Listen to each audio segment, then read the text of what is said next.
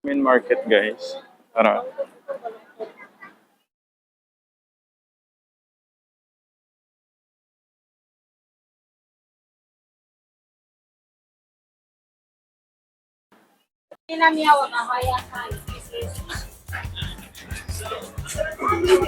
So, isa to sa pinaka malaking public market. Dito po sa CDO. Dito po yung bandang bigasan. Dito sa gate. Ikutin muna natin yung sa labas guys. Yan.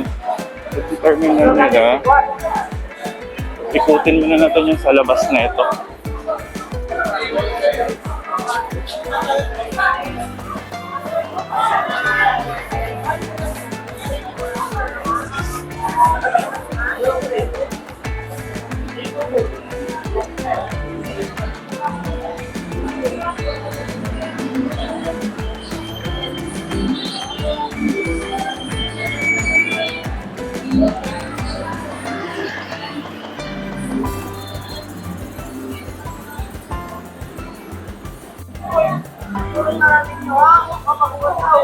Welcome to Farming Public Market.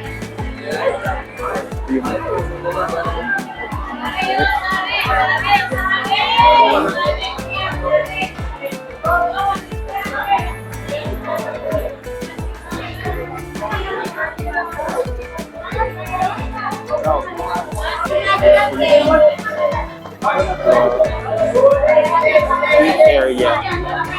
Fish area. Palengke.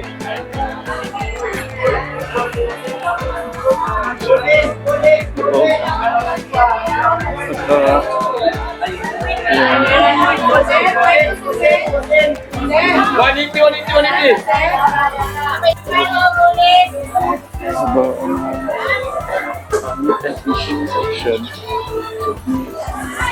Ito yan siya guys. Dito tayo dadaan.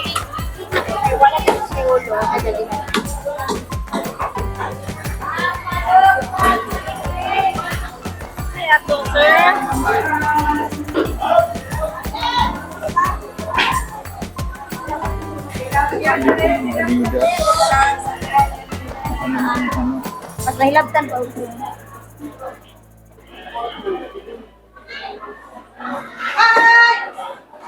So, isda.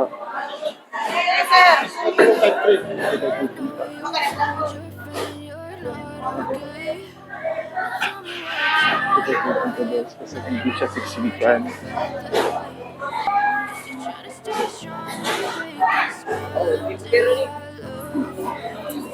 Hi.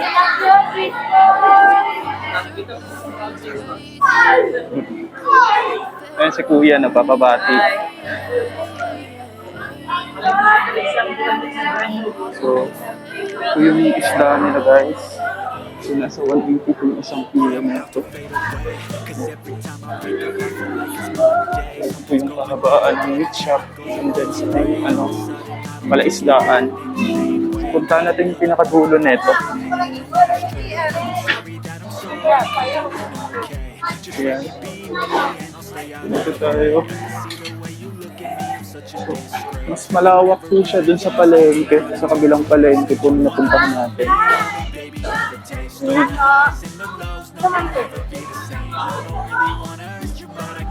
So, ito naman yung mga fruits. Mga prutas tayo. Ayan, ito yung mga prutas. Ang malinis. Mas malinis po yung palengke rito. Ayan. May mga pagkain din. So, doon sa kabila, meat and fish section.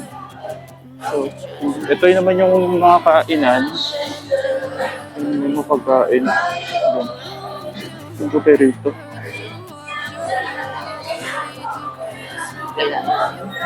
Ito yung mga pagkain. Ito. Nandyan yan. So, ito lang siya. Ito mga prutas din. Yan. Ito mga prutas din dito sa banda.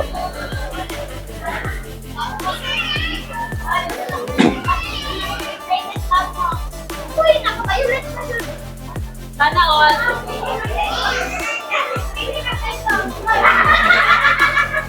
Focus yung isdahan ko. Medyo ano talaga siya guys. Basang-basa. Siyempre nakaulan din sa labas. Ayan, galing ako doon. Dito lang ako dumaan sa kabila. Saka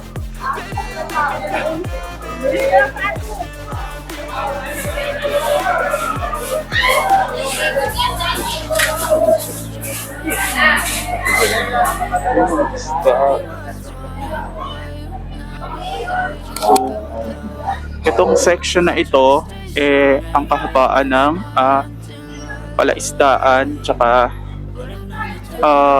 meat. So, dito sa kaliwa,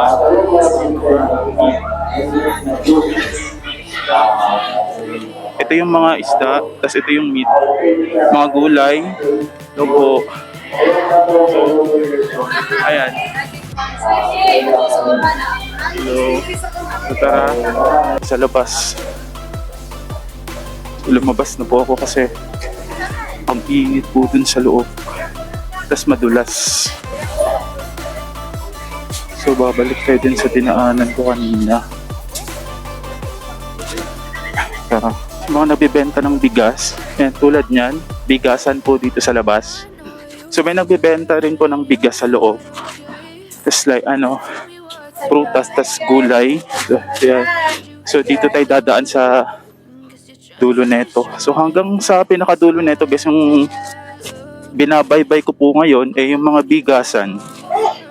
So, ito, entrance po ng palaisdaan, tsaka gulay sa loob sa kaliwa. So, may mga prutas din po rito, guys, ha. Dito sa, bulas. Dito tayo sa bibent. Yan, mga pagkain. So, dito po yung mga goods. Dry goods. Ayan, tulad niyan.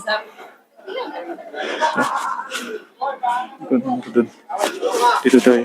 Dito tayo. Dito sa may may mga pagkain low po. Tapos, ayan. May rin dito, guys. Ayan. So, may mga nagbibenta rin po sa tulad niyan. Ayan. Ito.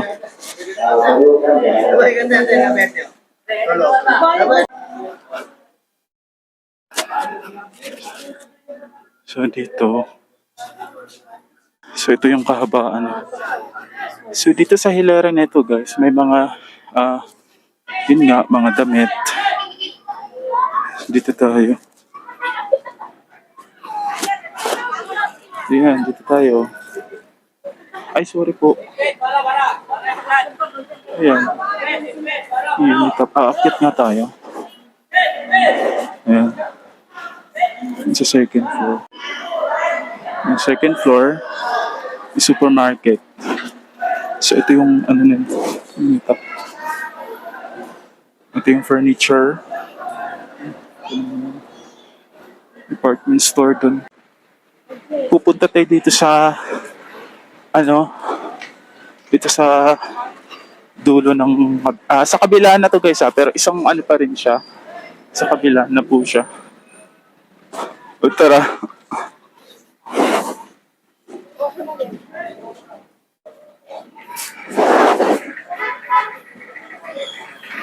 So, ayan, dito tayo papasok. So, ito yung binibenta rito sa pinakadulo. Pinakadulo ng palengke. Food area. Dito sa dulo na itong pupunta natin. I-check po natin kung ano po yung mga tinitinda sa dulo. Ayan, may mga itlog. Dulo na po ito ng palengke. Dito tayo sa dulo. Shout out po sa ito yung gulay. Vegetable section. Tara.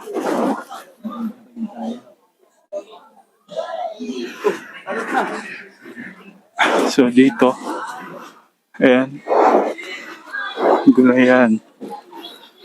Gulayan sa public market. Loko. Ay, sorry. Ano? Gulayan. Ang liit ng gulayan na to. Hanggang dun lang siya. Ito lang yun. Hello. So hanggang dito lang po yung gulayan. So sa labas po, iba na po. Sa kalaw. Sa kanan. Tara. Dito tayo sa labas. Ayan. Ito po yung night market sa labas. So makikita nyo po guys. So nagtitinda na po yung iba. So ayun. So pinakadulo ang init, promise. So ito yung sa gilid. So pagka dinedire-diretso natin po yung hilera nito, gulay na po siya eh. Tapos dito sa pinakadulo nito is transport terminal sa dulo nito, pakanan. So, ayun nga. So, ito yung mga gulayan. Gulayan section. So, tara. So, nagtitinda ng mga sukal. Ito, mga basic needs. Mga basic needs po ng tao yan. Tulad yan, may gulay din dito. Dito yung may way, palabas. So, hindi pa ako nakakapasok dito. Pasok tayo.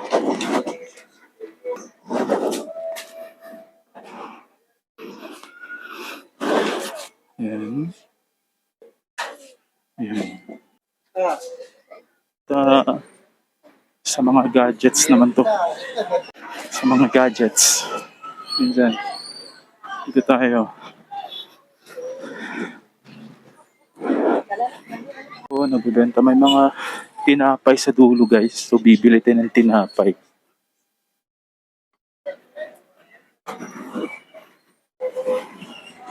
So ayun po yung itong mall na yan. So ito yung kalsada papasok. Tara.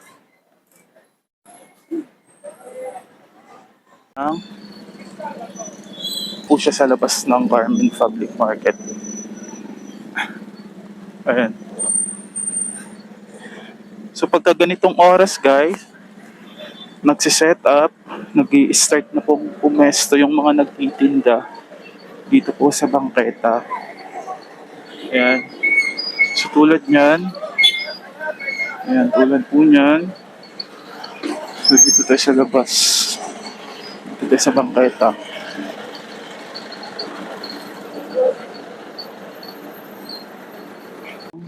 Market. Dito po yung mga basura sa area nito. Dito nila nililigpit. Ayan. Ito sa pinakadulo.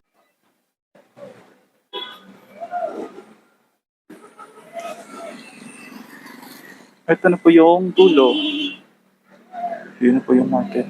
Ito guys, nandito ulit ako sa labas ng day or night market. Basta pagka ganitong oras, 5 PM na po kasi, kaya nagsiset up na po yung night market sa area na ito. Tara.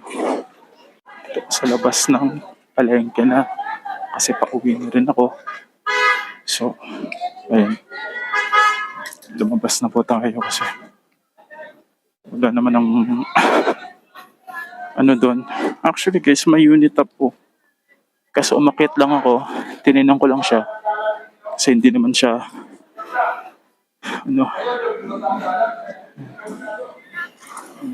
sino kuya. So, diba?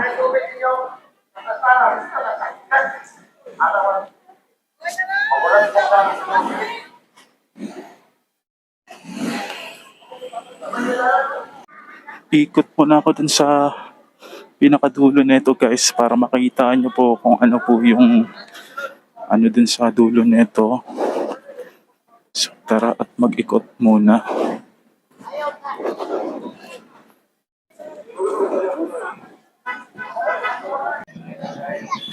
So, ito po yung kaki.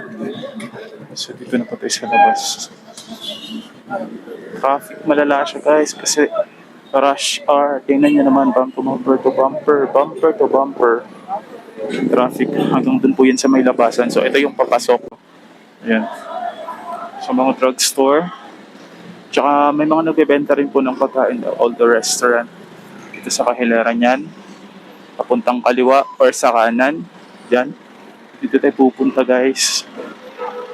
Ito yung hindi ko pa naikot kanina. Mga yelo. Sa pinakadulo na ito. Tatawirin. Dito sa dulo na ito. So, ito po yung ano na ito. Kahabaan.